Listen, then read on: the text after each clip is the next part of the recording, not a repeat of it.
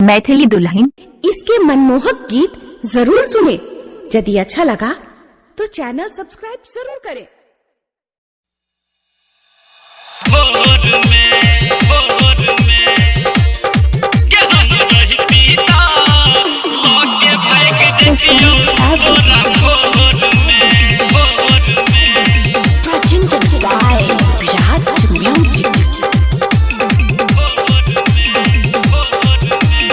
दामुन झेलौला भर में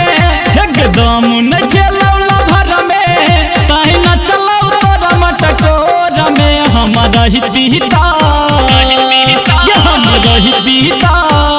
लौके भाग जतियो 3 बजे भोर में हम रहतीता लौके भाग जतियो तोरा भोर में दामुन झेलौला भर में दामुन झेलौला भर में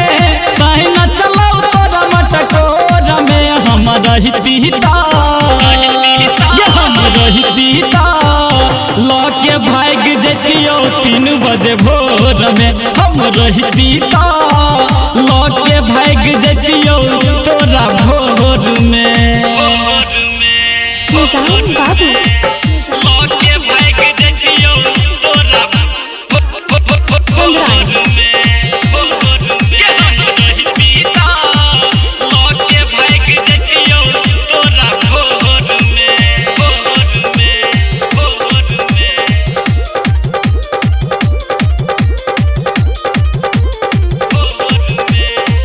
केहन छेलो प्यार तोहर केहन छेलो सेटिंग आ झूठो के व्हाट्सएप पे करई छेला चैटिंग केहन छेलो प्यार तोहर केहन छेलो सेटिंग झूठो के व्हाट्सएप पे करई छेला चैटिंग कन कन के कन कन के तू बहाले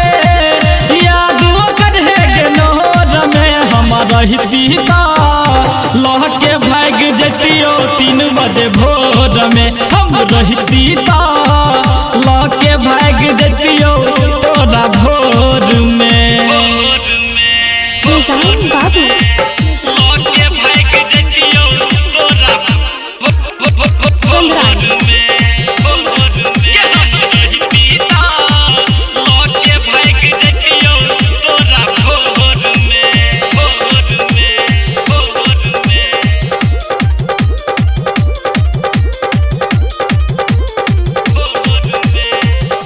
तोरा बियाह में उता मरबा बनेल को लभर छलो की कोन रिश्ता निभेल को लभर छलो की कोन तोरा बियाह में उता मरबा बनेल को लभर छलो की कोन रिश्ता निभेल को देख के तोरा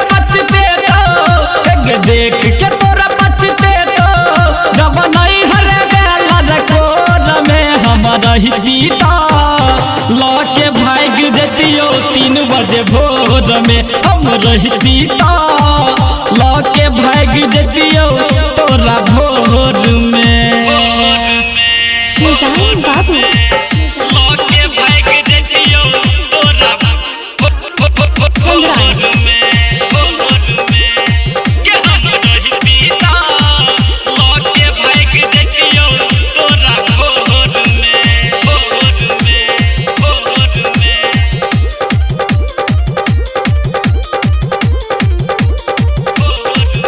जिंदगी खराब भेलो दुनू के प्यार में सत्यम राजेश गुड्डू